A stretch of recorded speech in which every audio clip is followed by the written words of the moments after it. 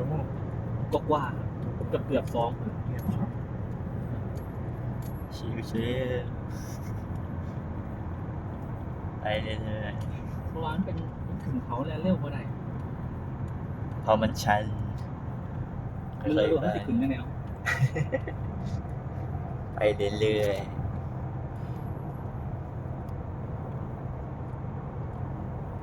แต่เราขึ้นมาได้ก็ย่าง ย่าง พี่ ย่างกัน ฝั่งนี้เป็นภูเขาไอ้นี่อุทยานอันดอกกระเจียวไหมดอกกระเจียวบานเนี่ยผมมากตั้งแต่สมัยเซนนี่เป็น2 เลนนี่ทางเก่าคือฝั่ง คลองบอล ถนนเก่าคือฝั่งคืออันนี้เฮ็ดใหม่ น้ำตกกกเดือ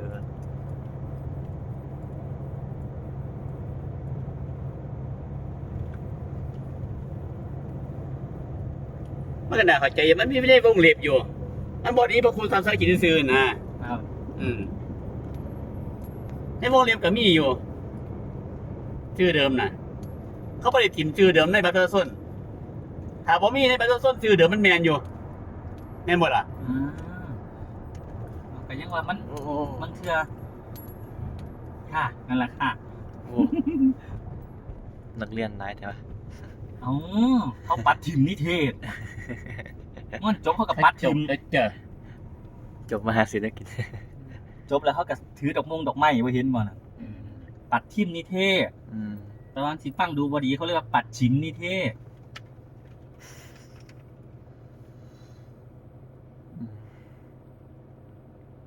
โอ้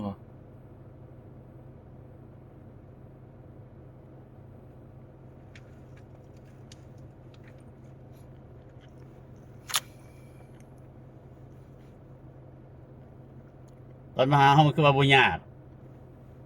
มึง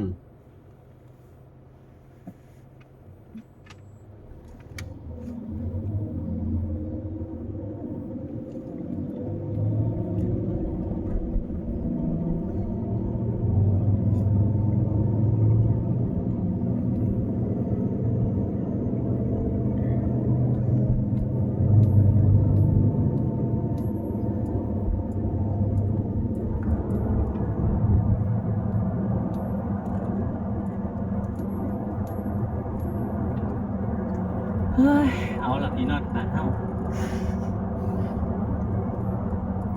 แดงเกไว้หน่อยมันมี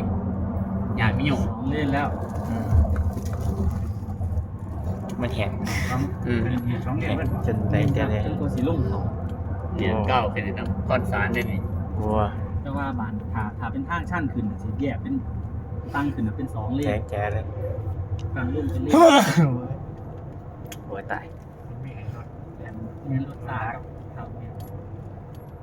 รถไทยก็มีฮะ โอ้ยายรีบางสี่ล่ะ ถ้ากลับมาบ่เดิกล่มหมองพรสานั่นซื้อผักหวานมาแกงในเด้อลูกพุ่นเด้หูอีกหูว่ามองสิขึ้นนั่นไอ้พูดมองนี่มองแยกกันน้ำหนาวนี่นะ มีผักหวานขาย ย่างไปหรือย่างไป ย่านนี่อะครับ มันจะเห็นร้านขายผักหวานอยู่กันอยู่ แดง ก่ จะ อน คื ถึ น งตรงแยกน้ำหนาวน่ะพุ่นไปหูอีก ภูเขาหล่น โอ้เนี่ยว่าใครผ่าเที่ยวนี่ยาลีใครผ่าเจ้าก้อนสารนี่เนาะ สมัยโดน ใครผ่าใครหาไม่งั้นครับ ตะกี้ฟอยแถวนี้แล้วแต่มาหาใครผ่าเจ้าก้อนสารแต่ยาลีตะกี้เต้พุ่ง ถูกต้อง ว่าเทียง ไม่เถียงเลย อีหลี ตะกี้ข่อยก็ไปนั่งอยู่แถวนั่นแหละค่อนสารค่อนเสือนแถวจะพูดมันแหละใครพา เคยบอกกูฟังตะกี้ อืม ไปเบิ้ลเลยใครให้พวกเฮ็ดให้เฮ็ดผู้แถวนั้นว่าไป อ่า พอแถวนี้ข้าเจ้าขายมัมตัวนี้มัม ใครหม่ำ ขายมัม มันหม่ มัมมัม หมออำมันไม่เอกหมัน ำคอยบอกกล้าซื้อกินเลยหม่ำมันหอยไว้มันเป็นตะสกปรกเว้ย เนาะถึงเอามาล้างมันกับโบมั่นใจเด้เนาะ หอยไว้กี่ฝุ่นกี่ฟินรถแล่นผ่านเนาะโอ้ยน้ำกลางทางสีสันก็บ่จะกินเว้ย มันแหลมมันด ดำแหละบ่จะกินไหม ำ ซื้อมัมมูอยากกินมัมซื้อมัมแล้วเป็นรถเก๋งไปหอยไปมองกันปัดน้ำฝนข้างหล่างนานนี่สิ โอ้ อ้าวผมไม่ได้ยังครึ่งบ่เฮ้ย เออ แล้วผมไม่ได้ยังครึ่งบ่ มันเหม็นที่เราบอกเขารถเก๋ง แต่ ที่ ว่า มึง มัน หอยแบงสิล่ะหอยไปกระจกสิล่ะ เอ โอ้ อ ยลำบากกูเนาะสูสนเอา เหม็น เอาเขารถไปไหนดิมันเหม็น เหม็นแดงคือ คืออยากหัวเว้ยไปแนวปัดน้ำฝนไปหัวควนกันบัด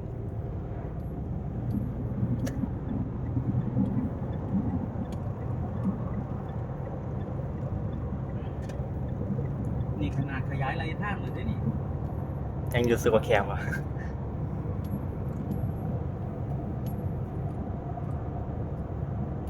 มา เปล่า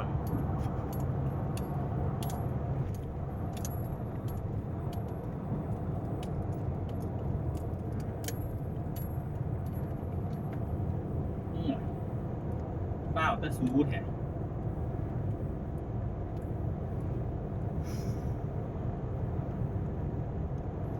ลงเขาก็จะเย็นๆจักหน่อยอ่อนซีเล่นแล้ว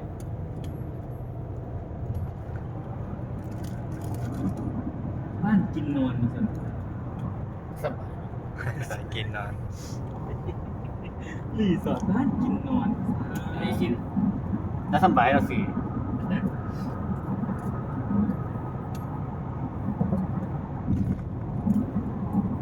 บอกว่าถ้าเขาสิขี่รถมาหอดพี่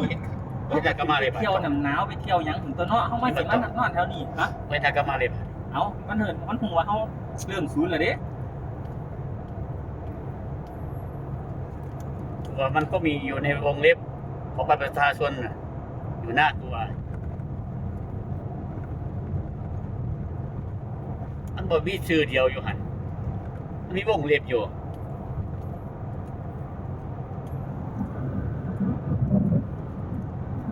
เอ้ามันก็มีการเปลี่ยนแปลงพัฒนาไปเรื่อยเนาะมันบ่สิใส่ชื่อเดี๋ยวคือย่อมแม่นหมดล่ะ มันเข้าใจว่าเฮ้านี่ไปเปลี่ยนซื้อคือโยมไปเปลี่ยน มันบอกเข้าใจคำว่า ธรรมศักดิ์ สมณศักดิ์มันก็เหมือนยศแม่นบ่ก็คือต้อมนี่เป็น10 โทเปลี่ยนเป็น10 เอกนี่เอา มันบ่มีหนังสือไปเปลี่ยนเฮาบ่ได้ไปเปลี่ยนซื้อเขาเปลี่ยนมาให้เองเฮาสิเอาหยังเอาไปแต่งตั้งบ่ ไป เอา จัง ไป ตัง ตั้งบ่ เอาไปโซ่ กันซั่นมันก็ต้องบอกว่า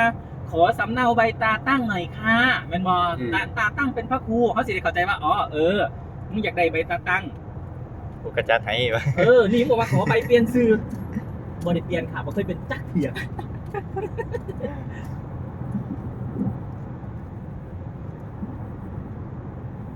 นี่แหละพวกขายประกันมันบ่บอกความจริงกับลูกค้ามันหูอยู่เลยว่าเขาสิใส่หยังเนี่ย แต่มันสิเฮ็ดว่าไม่มีปัญหาง่ายเส้นซื้อเลยครับ เส้นแค่นี้แล้วก็เรียก เลี้ยงหมากวะ อืม พนักงานเลี้ยงหมาก อันนี้เคยเห็นนะพวกอาจารย์เพิ่นสิใส่ฉายาเห็นบ่ ครับ ส่วนมากพระใส่ฉายานามสกุลแต่ว่านี่เป็นนามสกุลมันบ่เป็นนามสกุลเขาก็มีวงเล็บเกี่ยวกับนามสกุลนึงก็ได้ตัวสายาจุธรรมโม วงเล็บนามสกุลดาราจันทร์จังซี่เขาก็มีให้อยู่ วงเล็บดาราจันทร์ตี ถ้าเขาเปลี่ยนเป็นสายาเนี่ยไปสิไปเอานามสกุล เอาแล้วเริ่มขึ้นละ ย่ำสวยไปเอาย่ำเอานามสกุลไปสวยได้เลยเนาะส่วนหน้า ตันตาหน้ามากวะ สรุปก็มันเดี๋ยวสิเฮ็ดฮอดเองตรงนั้นมันว่าเป็นการเอาเงินมันก็เลยว่ามันเข้ากับดำเนินการ แต่ว่าอย่าลืมด้วยว่ามึงก็ไล่ให้กูเฮ็ดประกันต่อหากกูล้มเสียกูบ่เฮ็ดนะมึงได้ตี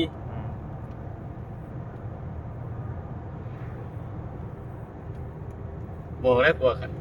ถ้ามันยากกับโบเฮ็ดก็สิตัว เฮ็ดประกันบ่ยากค่ะแต่เอาผลประโยชน์มันยากมันก็สิบอกว่าซั่น ความเป็นจริงอะ ความเป็นจริงคือมันยากเบิดแหละ เกียร์บ่ยากค่ะ เดี๋ยวติด3ติด4ก็สิโอนเขามาให้เลยบ่ต้องไปเห็นว่า อืม ก็เมื่อเอาไว้บอกเฮาบ่ยากเนาะ ญาติเขาเปลี่ยนใจเด้ อืม พี่ใหญ่ นั่นนี่บ่ยากหรอกค่ะเด้เรื่องการให้ ร้านขาย ทางบริษัทสิจัดการให้เลยสิโอนเข้าบัญชีให้เลยเห็นว่า ง่ายทุกอย่าง เมื่อไปไว้ งามนี่ไล่มาหากูตี อย่างไรมาหาตรงนั้นนี่ มาพูดตรงนี้ล่ะญาเขา หยาเอียง เอาญาที่เจ้ามาปูดมาเกิด อันที่เจ้ามาปูดมาเกิดอะนะ เออ ญาค่ะอันญาสีม่วงเนี่ยเอ้ย จักน้อยหยายังให้กู จะเอาไหนยังไม่กูตีจะญาแต่สมัยใดตีมาขออันก่อนหนึ่งเขาไปเรียน เขาเจ้าเขาเขาเจ้าเขาเขาเจ้าเขา เอ้ยบ่ได้เผามันใหม่ผู้ เหรอทำไม ไปเผาอีหัน พ่วนบ่หรือเห็นเป็นห้อย มันดำมัน มัน เขาดำแล้ว ดำดำมันมีใครเผา บนหน้าน้ำดำบนหน้าต้อง มันก็ไม่ญาตาย ไฟใหม่ผู้มันดับแล้ว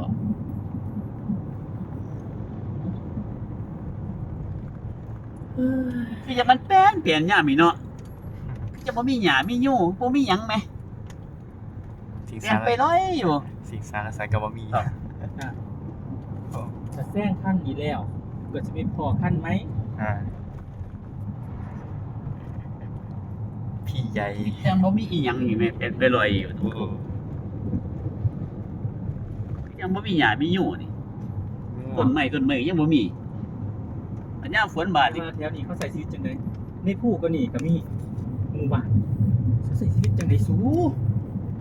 เขาไปอยู่ตามนี่เนี่ยพวกเขาอีกแล้วจะว่าอีกเราเท่าไรทำบ้านก็ตายเฮ็ดให้ เขาเฮ็ดหยังกินติเขาอยากเขากินจังไดติ เฮ็ดให้เฮ็ดผู้คือกันนี่แหล้ว มีแม่ค้าแม่ขายกันในหมู่บ้านเขาก็ได้ อบตวังสวายจังหวะ ส ส วาป ส ทาง วาป ขึ้นเขาคดเคี้ยวลาดชันโปรดระมัดระวัง ตกตาดเตา น้ำตกตาดเต่ามีผู้พามันนี่ครับผู้พามันนี่ฟัง โลงโมหิน นี่พวกเขาเท่านี้นะควนสันอย่ารีบมาขายหยังเจ้านี่ล่ะ เหมือนเด้อเสาเอเอ็ดยังไงเหมือนเด้อ แต่ว่าย่ามันดินมันเด็ดเลี้ยงชาวบ้านเขาอย่างสิเงี้ยผมกับเขาสินะ ลมอีก70 กิโล อ่า ว่าภูเขาถึง70เรียนอยู่ถึงเขา70 กิโล สักลมสักลม ป้ายที่เขาเตือนน่ะแมนเบิดเลยเด้ฝนตกลมแรงโปรดระวังต้นไม้ล้มทับทางกะแมน ลองดินสไลด์ ระวังดินสไลด์กะแมน แต่ว่ามันเคยเกิดแล้วเขาเลยบอกเฮา แมนเคยเกิด มีอีหลีมึงเทื่อก็ไปเห็นต้นไม้ล้มมึงเทื่อก็ไปเห็นก้อนหินอนาฝน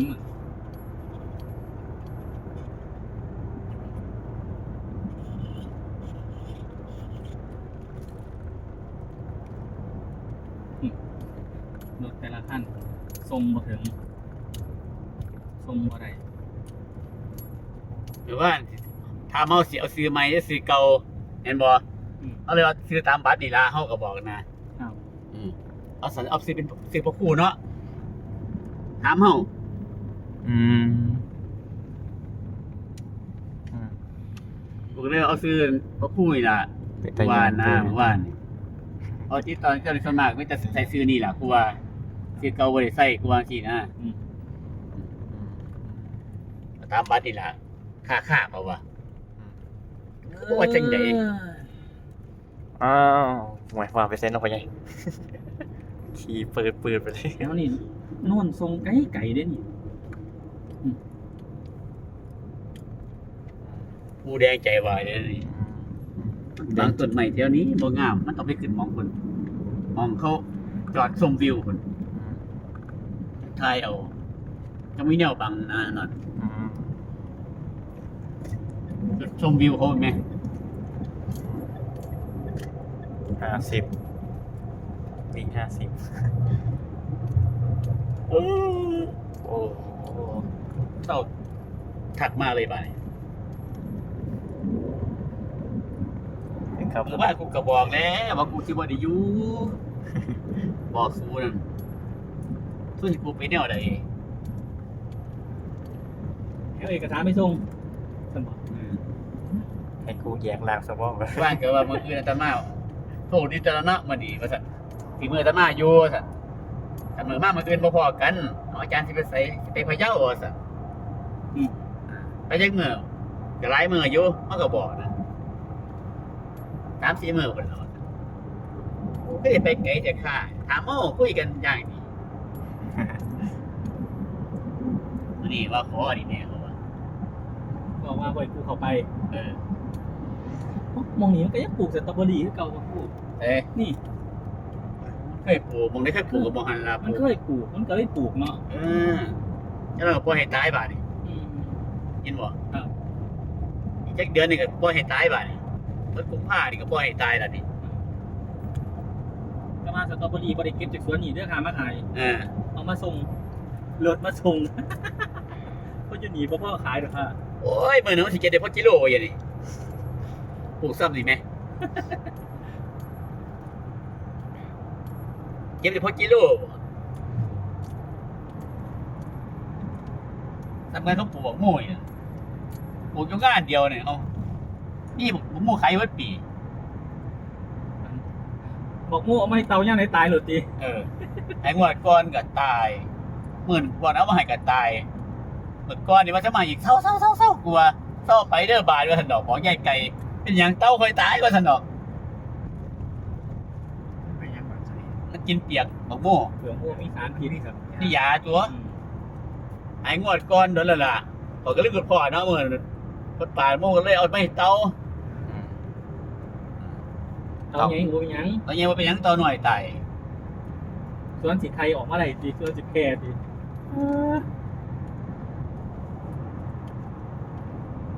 เขาว่าเป็นหยังเนาะ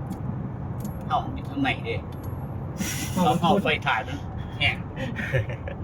ซัดเนาะ คนมงปลูกสตรอเบอรี่ นี่จะมาตอบ ร้านไปกินตีร้าน ตอบ ตีสิน ตอบ ครับ จะมาทุกอย่างได้ดับเห็นบ่ เออ ขนาดจะเสียเตากินบักโม่สีตายเอา อืม อย่างนั้นคือจะวันได้ดับเลยเหรอถ้าต่อก็เตียงวันได้ดับเนี่ยเอามาแลกผมมาแลกน่ะ เออ มาดับจังไดล่ะเป็นใบยายสินอันนี้เอาเปรียบเทียบกันสิล่ะถ้าเตากินซ้ำนี่ก็ตายซ้ำนี่แล้ว จะมาเข้ามาเขาปลูกกระมูส่วนไหนมาเลี้ยงไก่มาเลี้ยงปลาบ่หลอดเลย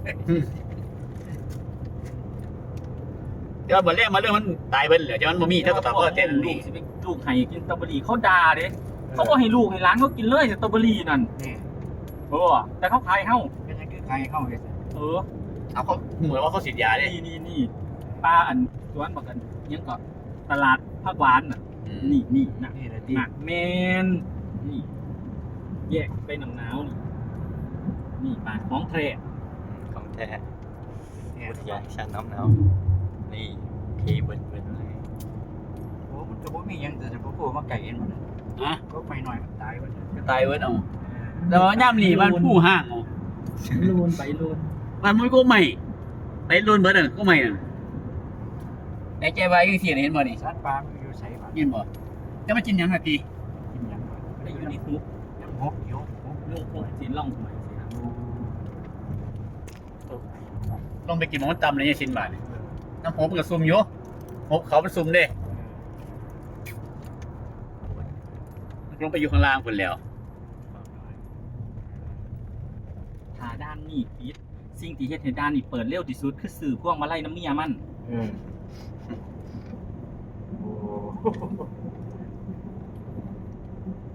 เดี๋ยวขายพวกมันได้ละกันกับเปิดได้ แมนก็เปิดแต่ว่าขายพวงมาลัยก็ถามแมนนี่หันละ ไปใส่มาใส่ เฮ้ย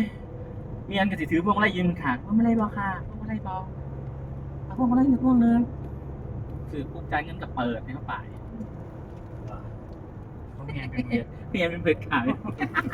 สันนิบริคล้ายตี แต่ถ้าเป็นด้านข้างหน้านั่นจะเขาเอิ้นว่าด้านกะหล่ำปี เออ ด้านอยู่กลางภูเขาน่ะพวกคนกะหล่ำนี่คือโยนหัวกะหล่ำใส่โลด เออ โยนเข้าไปป้อม เปิดประตูปุ๊บยุ่นป๊อบนี่มันก็จะเปิดด้านให้โลด ก็เป็นนักกีฬาปี ด้านกะหล่ำปี เพราะว่ามันสีแบ่ง50แบ่ง100ยัดอยู่ในหัวกะหล่ำแล้วก็โยนเข้าไปเข้าห้องน้ำตอนเฮ้ยเขาปลูกกะหล่ำทั้งใดหรือรถกะหล่ำมันเฮียใส่แถวนี่มะนาวเต็มอยู่หลังอันป้อมว่าซั่น ก็ไปทีมมาดิ เอาไปทีมบ่ได้กินเด้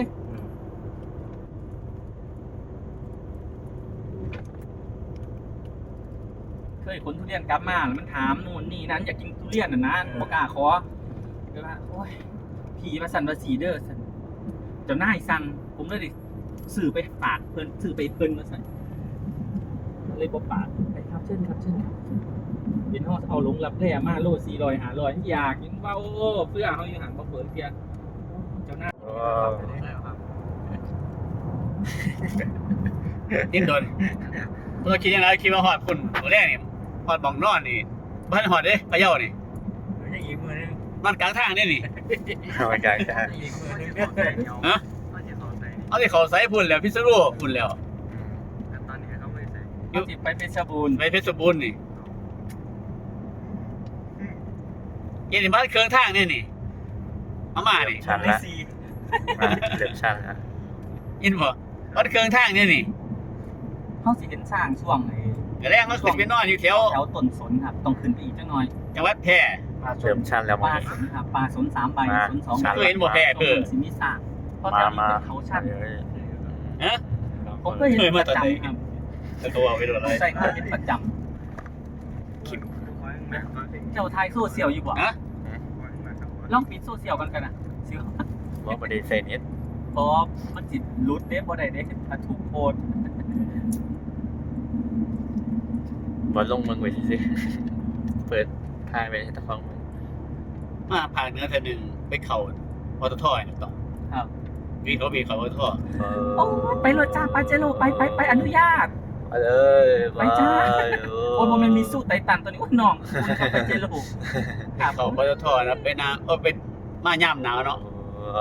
ไปหาเสียของฝากนะเสียกับมอมเสือถุงเท่า ขึ้นเขาครับนี่มันให้เข้า2เลน เสียกับมอมเสือถุงเท่ายี่ร้านขายของฝาก เดินมาขึ้นเขา บางหนึ่งยางมาพอไปใส่ครับไปเช็คใหม่ โคตรชัน ไอ้ยังมาไป แล้ว ทำบุญมา ถึงนี้แล้ว เช็คใหม่มาไปวัดไดโนวัดประสิงห์อ๋อ จะก็ไปกันต่อ พอเซลยังเหลียกก็เลยครับว่าท่านเดี๋ยวผมสิถวายว่าท่าน เดี๋ยวจะต้องฟรีนะเจ้า ก็เรียกเอา จอดเก็บผักหวานมาเฮ้า อันนี้เอาบ่ครับมันก็ว่าก็ถามเอาเดี๋ยวก็เลย ปลาผักหวานในแถวนี้ มันอยู่ใส่แหละปลามัน กูบ่ยังเอาต้นมันจะเป็นอะไร มันบ่เนี่ยหาไง มันเป็นได้ย้อนยังมากเบียร์ตายอีกเลย มันจักอยู่ผมเคยไปอยู่พูดแต่จุดนั้นมันอยู่ปลาไหนไปเก็บตอนนั้นอยู่ใส่นอขึ้นไปโมกพวกหัวจักหอมไปเนี่ยไปหาบ่ถึงเลยก็ย้อนเขาดีมาซะ เนี่ยว่าใครแพงดี เขาขายแพง กับพันกูเรียนเร็วสูงไปยังนะ พวกเขาไปตา เขาเล่นประจ เก็บบุกไปโลดนะ ำเขาเล่นประจำเขากับไปของเฮ้า10 ปีไปมาหันเนาะ 2 ปีอยู่ค่ะ แต่ปานไอ้มันยังห่วงมึงอยู่มาดูอีกไปนะ ตะกี้เฮกแลนแมนพูดเดือนโหลดตี ไปยังไงเขาวะไอ้ก็หน่อยเขาบ่เคยมา บอกว่ามาพะเยาไก่โพดมา ระวังช้างปลา นี่แหละเริ่มจากแถวนี้ล่ะมันสีเริ่มมีเริ่มขึ้นเขาสูง เริ่มมีป้ายเปลี่ยนแล้ว แม่นครับ เดิมเราเรื่องนี้ สุดแล้วมันสุดขึ้นเขาแล้วมันอยู่สันเขาแล้ว ใส่ละช้างปลา ข้าวสปาต้ม ใส่ละช้างปลาไม่ใช่ช้างปลาไม่มาอยู่ตอนนี้มัน อันมันเงียบบ่หันบ่มันบ่มีคืนบ่ ไอ้อีกอะ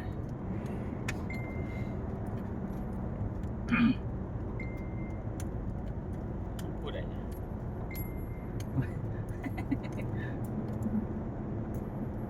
นี่ขึ้นมาเทิงๆผัดบ่แห้งเด้ครับนี่บ่แห้งบ่แรงเด้นี่แม่นบ่เคี้ยวดีแท้เด้นี่ อุดมสมบูรณ์ แม่นครับ อันนี้อยู่กลางหมดนี่ แม่นกลางสันเขาเหรอครับนี่ มีคืนเลยว่ะ โอ้แรงจีมาแล้ว อยู่สันเขาล่ะครับเนี่ยพื้นที่นี่ ลงไปแรงจีของแท้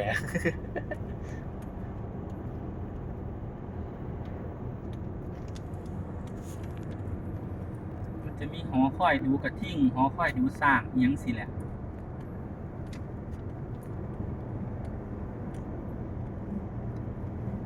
พวกที่เราเห็นคือมันถือกับ มันเป็นตัวที่มันถือกับแดดนะครับม้วนนี่มันถือแดดเกิดมันบังแดดเหมือนไหมก็เลยก็ค่อยอันนั้นข้างในมันถือเผาแดดแต่เสากับคำ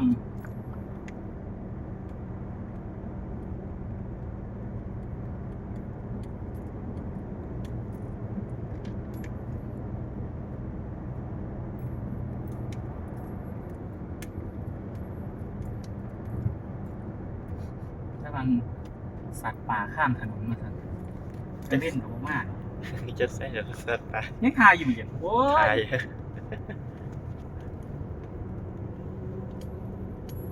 เก็บทุกบรรยากาศตัวนี้ แมน เมมโมรีมันหลายปันเดนอคือทายแบบคักเทนอ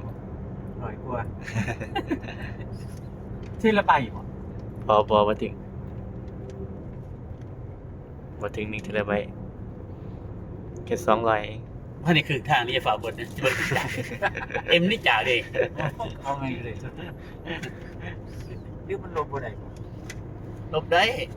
เอาไปเก็บไปข้าวไว้เนาะบัดนี้ เอาไปเก็บไปที่คราว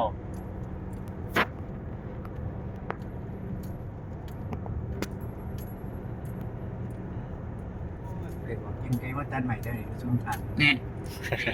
หลายกัน ไม่ ก็ยังหลอกเลียนอยู่ อินบ่ เออ ก็ลองเรียนจากน้องเพื่ออยู่ ว่าพระตำบลใดก็สมทานขายถ้าคำพางวัดสะพานนี่นะ เอาไว้ ทดลองเรียนบานเนี่ยว่ามันคิวควรคิวหยังนี่แล้วเปิดประชุมอำเภอบอกอยู่ขอลองนึกครับว่าสันเศร้าซุ้มเด้อว่าสัน นั่นเขาก็ห้ามเผาห้ามซุ้มอยู่แล้วว่าสันซุ้มขยะว่าสันมลพิษว่าสันอันนี้มีหนังสือลองเรียนมาหาผมเนี่ยว่าพระซุ้มทานขายว่าสัน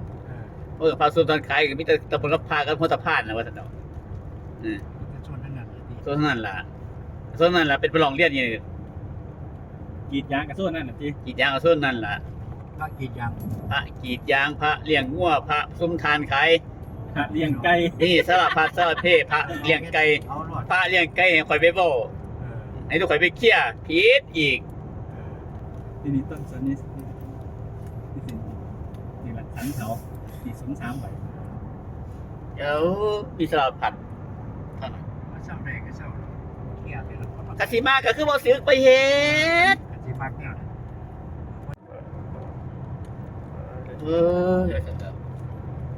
เดี๋ยวร้านไปไหนเนาะขายถ่านนี่วะ ใส่เองนะซุ่มไข่ ถุงขาย ไม่ได้ไม่มาใส่มาแค่ที่สุด จ้ะตัดใส่แล้ว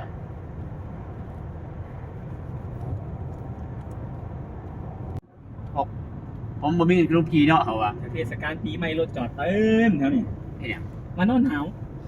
ออกป่าเว้ย อุทยานเต็มเนี่ยในอุทยานเต็มเขาว่าได้กูมาแล้วกูกสิจอดกลางทางตื่นเสาร์มาอุ้ยแม่คันนิ้งติดกระจกรถกระโพดอ้างกันอุ้ยอยู่เฮือนกูกะนอนหนาวกูบ่ต้องมาไปเป็นนี้อยู่เฮือนกูกะนอนหนาว นี่ละจุดที่หนาวที่สุดในประเทศไทยเนี่ยเป็นยานน้ำหนาวเนี่ยนะ เขาหนาวเลยละ แม่นกับเขาหนังน้ำนี่ละ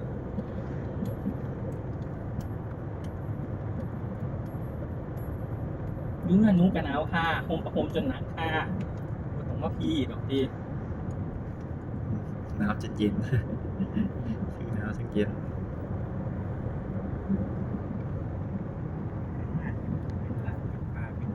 ทำเป็นพื้นที่ลาดระดับหนึ่งเลยเนาะ ยังบนภูเขาอีกที ที่เขาเป็นผู้เป็นหนาฟ้าหนาสั้น แต่เขาซื้อว่าเขาเรียนอยู่ทีลาบไหมครับแต่จริงๆเขาเรียนอยู่สันเขาเลยสันเลยสูงสุดของภูเขาเลย ชีวิตไต่เขา มันสิ ขึ้นอีกเขาคือเขาผาแดงนี่ล่ะเจ้าปู่ผาแดงนี่ประมาณนี้ครับชื่อมัน ขนาดนั้น แม่นครับนะแนมไปสิเห็นแดงจึงคืน ไปกันต่อ มันจะมีจุดชมวิว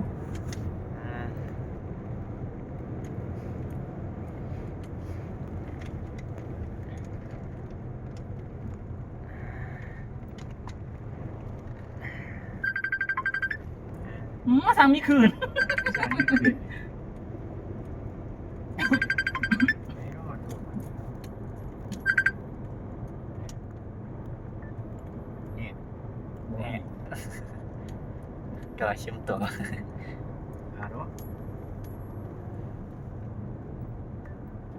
เอารับเร็วขึ้นอีกอย่างต้นๆกำลังเชื่อมต่อใส่น้ำคืนมันมีเนาะ คืนรถ คืนรถ โทรปกติหรือโทรเฟซ ตัวเฟน ยังบอก เพ แล้ว ราะว่ามันก็มีในวงเล็บของบัตรประชาชนอยู่นะค่ะมันว่าบ่า โอ้โอ้โอ้คืนอีกอ๋อเอ้ยอุ้ย เรียกรถ แหงสั่นก็เก่าเลย300 ไปกันต่อ โอ้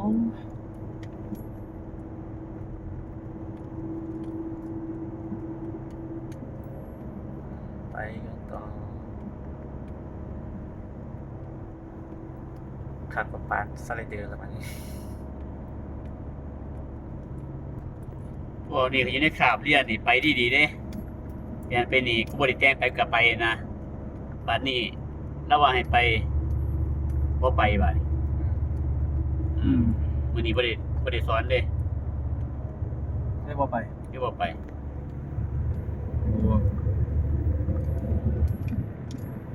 มันเป็นปัญญาถึง ใช้งานจบคือ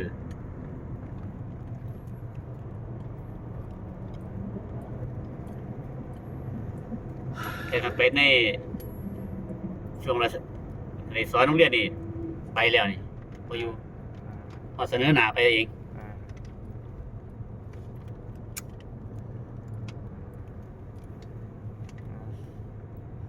นี่แหละมองจุดให้ไร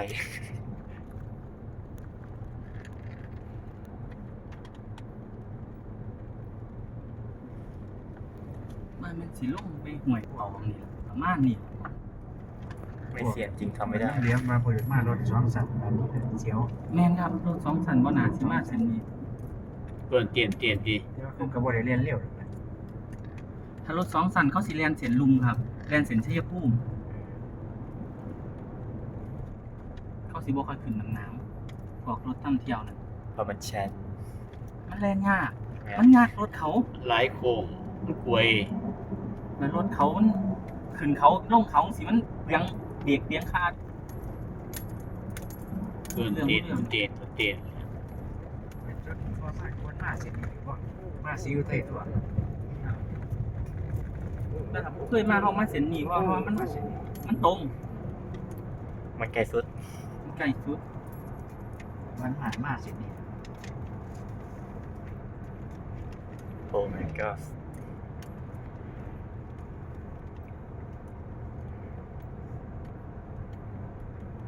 อันลุงเขาวันว่าปล่อยโหลดเด้อเดี๋ยวเบรกเด้อ อืม มันดับเครื่องลุงเด็ด รถเกียร์วางลูกหรือเปล่า พูดราคาบอกเดี๋ยวโพสเกียร์บ้างดับเครื่องแล้วห้องเหมือนรถตู้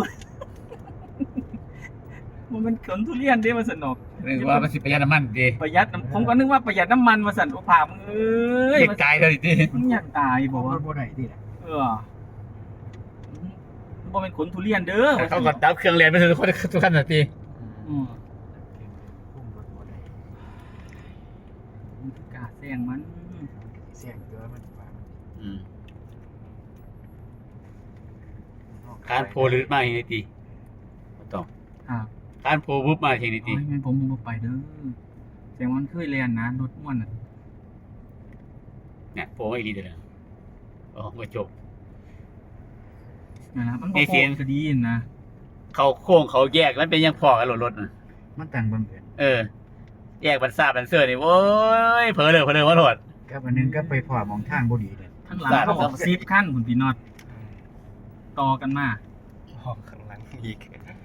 เรียงลายมาก อีกทีเดียวต่อ เอากระจังว่าครับจังว่าผม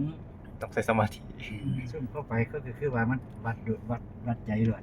คงวัดใจด้วยคงวัดใจ ผมว่าเจ๊ว่าอยู่กันไปบึ้มเลยจีใส่เขาบาน จะไปวัดลงใส่ละวันนี้ ลูกข้อ โอ้ยบ่ฟ้าวดอกค่ะนุ่งบ่ฟ้าว สี่แล้วนี่ ชีวิตมีค่ามากกว่า ชีวิตนุ่งมีค่าหลายกว่านั้นจอบเบิ่งตะไฟมันสิให้เฮาไปได้ โอเคไปขอบใจได้ไรพ่อใหญ่ มีไฟบอกว่าเฮาคันใหญ่คัน นี่ไป โอ้สีบอกเฮาว่าไปได้ แซงกูอีก ไปรถมึงเปล่า จะถอดแช่งคือตัวได้ จอบแซงกูอยู่ตัวนี้ติ เราอย่าไว้คือกันเอาเฮาอีก มันหูวันมามันลงไปเรียนลอยแล้วมันสิขึ้นเขานะทรง ต้องชมโตเจ้าก่อน นี่ภูมันกานี่ นี่ของแท้ นี่ ไอ้กระบะซิ่ง กะว่าสิ่งขนาดทรงปานนี่ขุนรถเก๋งยังอยู่หลังชดอยู่พี่ยังไม่ไผกล้าทรงขึ้นมาน้ำคุยกระดิบโพ ว่า ด สิ่งโหลดต่ำเนี่ย ว่าเขาแอร์โหลดได้น้ำบีเข้าดี แบบได้นอว่าเหมือนเนาะ เอาแบบชิด อา พื้น จารย์จะให้รถนิ่มกว่านี้โหลดลงต่ำกว่านี้นิ่มโหลดเพราะว่านะรถเฮานี่นะ เอาแบบชิดพื้นถนน โหลดลงไม่นึงบ่เป็นรถต่ำหรอกโหลดน้อยนึงนี่รถอาจารย์สินิ่มเลยเขาว่าอยากให้นิ่มนะ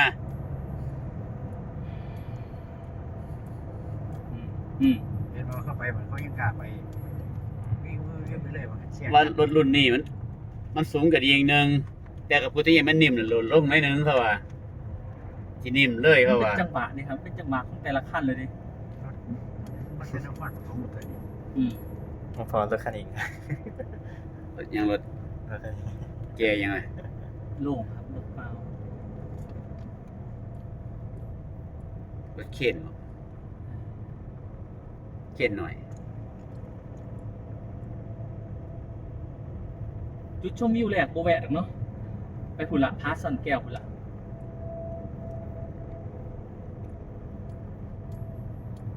ไปหาเบิ่งรถเข็นกับเสียไก่เสียคันเสียนรถหนึ่งแถวอุบลไปสินมาทุกคนหนึ่ง แม่น นี่พาเด็ก ไปด้านนั่นด้านนี้ สูงสุดละบานนี่สุดของสุดแล้ว สุด แม่นว่า แม่เขาจะที่ไปหอดจุดชมวิวเด้อจุดชมวิวผาแดงน่ะมันสิสูงที่สุดแล้ว จอดสิบคำวานมาพาแดง โอ้โหโอเวะค่ะพี่น็อตว่าเย็บเปล่าค่ะ จิบแจกหัวน้ำทาง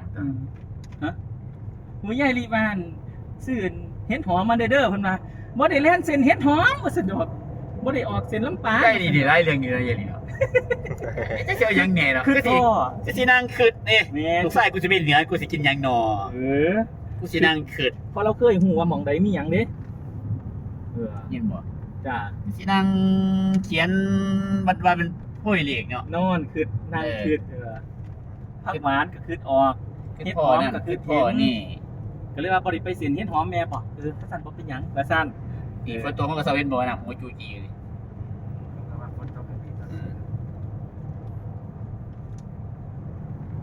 ไปอย่าพิดคอน โอ้ยฝนตกแบบนี้จักรจันทร์พ่อเห็นยายสิน จั จักรจันทร์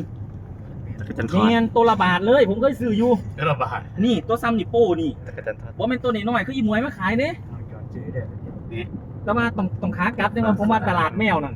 ขากลับ ผมว่าไปเอามาตาใส่คือได้หลายแต่ในป่าบักขามมันสิหายากเขาว่า จักรจันทร์นั่นตัวหน้ามันบ่ บ่ครับจักรจันทร์มีปีกของอีนี่ล่ะ แล้วตัวใหญ่ แต่มันตัวใหญ่ครับ สามิโกดเป็นเท่านี่ แม่นซะไม่ง่วงบ้านเฮานี่ เขาคนออกมา บ่ครับเขาไปเก็บเอากลางคืนเขามามันอยู่น้ำมันก็บักขาม เออ จับทุ่มอยู่เข้ามา มันหลาย มันหลาย เขาได้มาเป็นผู้รันเอื้อนสอบนะกระสอบไอ้ตะคายนั่นเป็นกระสอบอยู่เขาไปเอาเอ้ย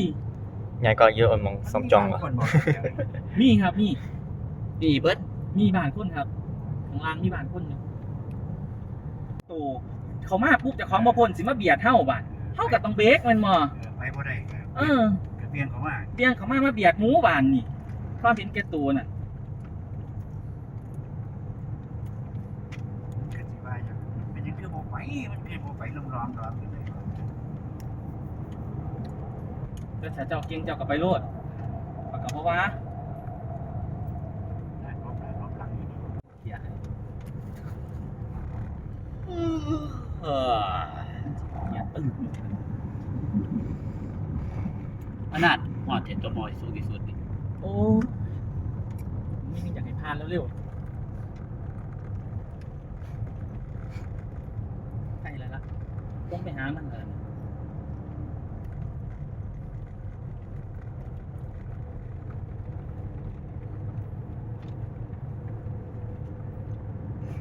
สมัยเป็นสะพานเก่าเนาะขี่ไปหอดกลางสะพานโยกตรงเตียนโอ้ สัก40เนี่ย เขาสีลงเขาก่อน20 กิโลแค่มาเท่าเรือ กูตะโกนเหี่ยวอีก20 กิโล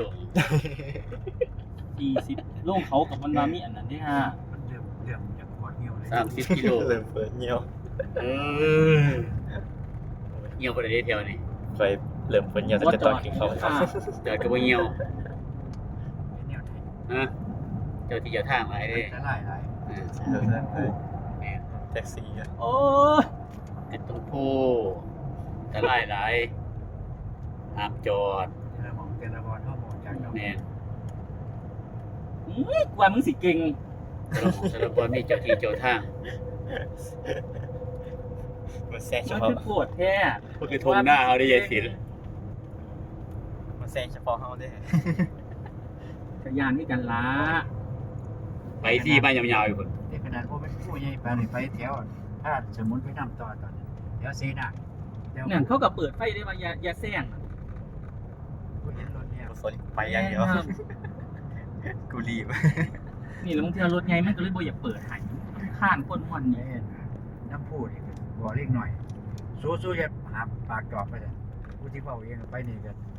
ขอเจ้าที่เจ้าทางเพิ่นว่าลูกหลานมันแต่ไกลเด้อว่าจะมาหาอยากหากินเลยก็ว่าไปสักปีหนึงน้ำพญาเลือดคนปากจอบเนาะ ที่กิโลหัดปลายทางครับ ว่าแต่ได้ยินเสียงไม่ยิ่ง ที่กิโลหัดปลายทาง มาไปทาง โอ้ยไปเมียนหน้าเฮามันมาซอยเขา 600 โล 600แล้ว หัดปลายทางนี่ไหมชีวิตหัดนี่ไหม มาไปใส่ปานามันนี่บ่ ของเขาสิคัน โอ้ย 40 โล 40 โล ประมาณ40 โลโอ้ยสั่นทุกคน อันตั้งแต่ขึ้นเขาอ่ะ ทุกคนอ่านเบิดนั่นละ อันพอจอด แต่บ่ได้ เดี๋ยวมาเรื่องยังมาเรื่องเขาห้องน้ำ อ่า เสียใจเบิดนี่ เก่งแมงเดี๋ยว กั อะ น ของแท้ เอาเดี๋ยวว่ามัดใจหน่อยมันว่ารถมันแรงเห็นมันแรง ไปแล้วเงย ได้โดนนี่กูเห็นสายอยู่ขนาดบ่จอดถามข่าวมึงนี่นี่น้องกูมาถามหัวมันดิ แค่รถขั้นนี่เสียสละชิดสายไปสักหน่อย ข้างหลังสิบ่ติดเลยเดี๋ยวนี้ พวกเฮาก็ไปได้ อือ รถหลังไหลเด้ คิดสายใช่แล้วโอกาสสิที่กัน บ่เป็นหยังข่อยเป็นของเจ้าแล้วข่อยอีจะสิแหละ ก็คิดสุดแล้วพุ่นอ่างเส้นเล็กเป็นเมตรพุ่น อืม ก็คิดเต็มที่ของมันน่ะ เดี๋ยวมันก็ไปได้อยู่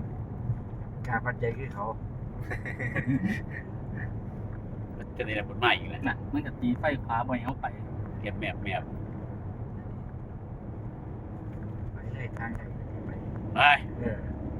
ไป สามเหลี่ยมไปได้อยู่ ขอโทษทีเด้อว่าสิบ่แซงเจ้าดอก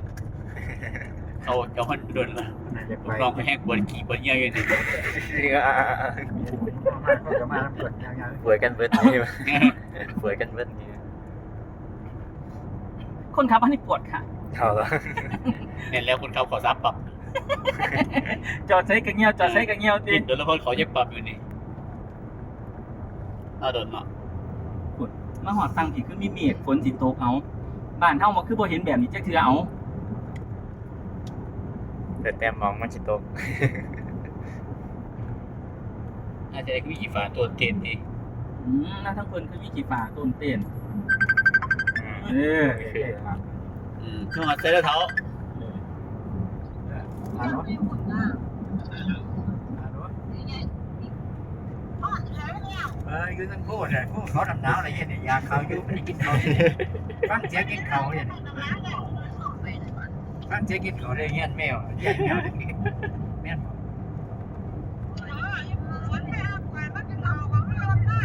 โอ้ยก็นี่ละอยากอยู่ได้เนี่ยมันกินได้เนี่ย ยาเขาเย้วกินเขามีร้านค้าอยู่ทั้งเขาลำหนาวนี่ มันคู่ว่ามันมีหันกาเลย บ่ได้กินน้อยกว่าเพศนะคอยบ่มีหอยกว่าเพศคอยน่ะ ไปนับร้านแล้วบ่ไปนับร้านแล้วบ่ล่ะ อยู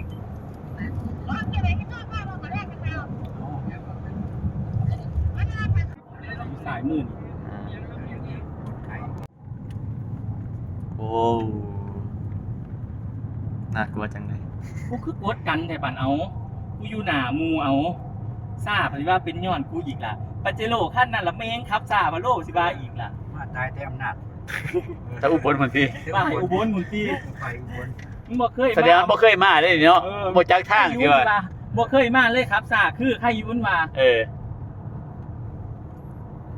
เห็นวางสันใครอยู่ เขาประกาศแจ้งกันล่ะ เขากับบ่แซงรถตู้มันกับบ่ไปคือกันเฮาบ่ว่าครับซ่าเฮาก็ครับปกติอยู่ ประกาศเรียนรอยแล้วเว้ยนี่ เจอทองอะ ให้กล้าขับปล่อยมาทั้งนี้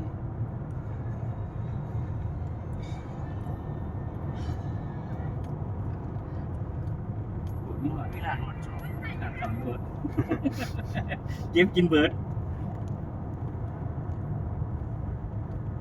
นี่กูกล้าแซงนี่ไป เอ้ย ไป ไอ้รถพอ อืม เอ้ย รถตู้ปะแซงหรอก เดี๋ยวจะแซงรถตู้ รถตู้แซงบ่ได้ เห็นพอพอยืดเขาโค้งพอเราตัวแซง อืม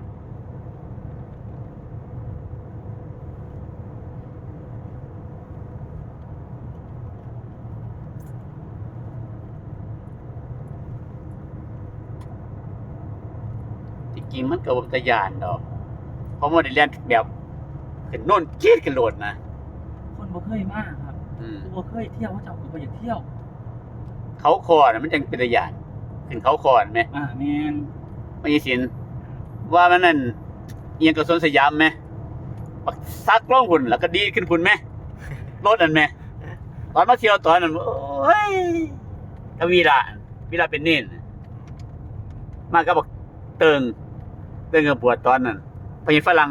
เป็นผู้ขับรถห่วย ตะกี้ โอ้ยมันค่าบางไม่ค่า ตะกี้ที่จุดชมวิวร้านค้าบ่มีปานนี้เนาะ ไม่ค่าปัง ไม่ค่าบางหมดเลย อืม คนมะขามหวานเต็มเลยนะ อืม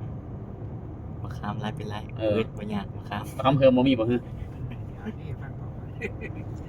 ราคาหมูเนาะพ่อพูดเนาะ เออ เดี๋ยวมีสิไปลมนี่ล่ะมีอยู่ ขามเพิ่มมะขามเพิ่ม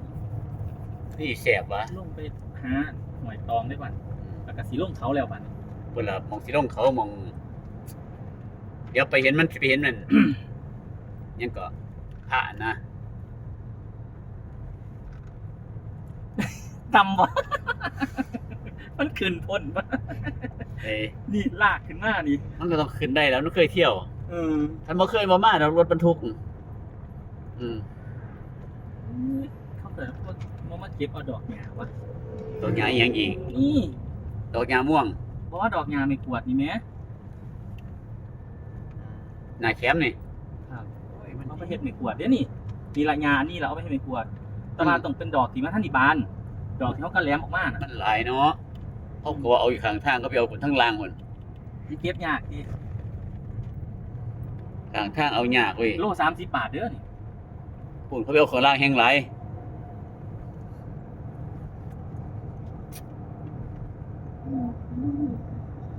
อนาคตก็ตัดได้ตองไงตองปลานะ อืม อ่า เต้นแบบคักครับ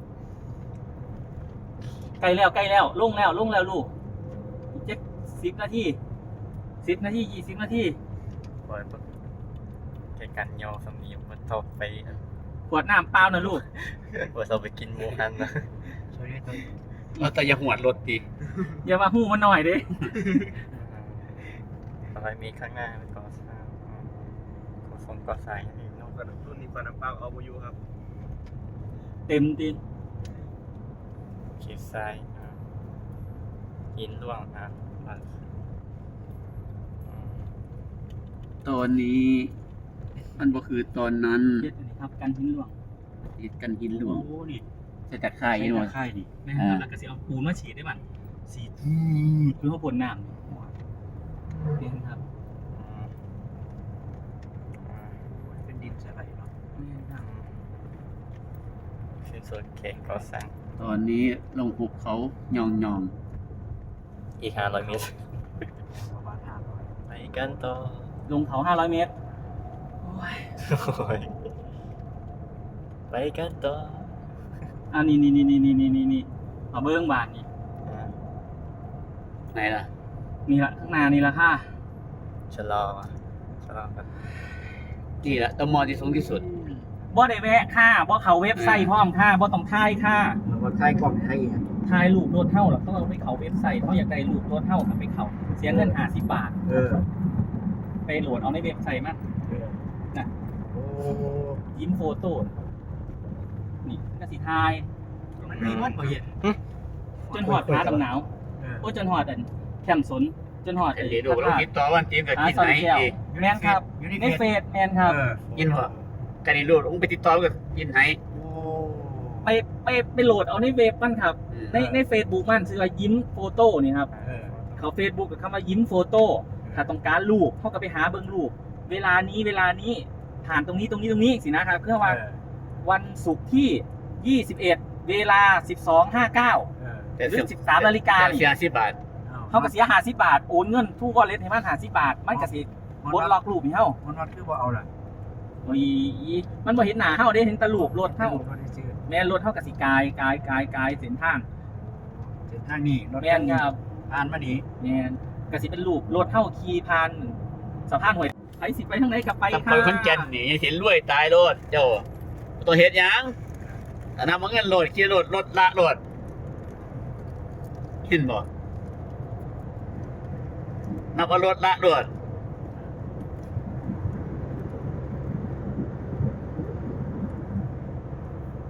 หาขี้หินแห้ง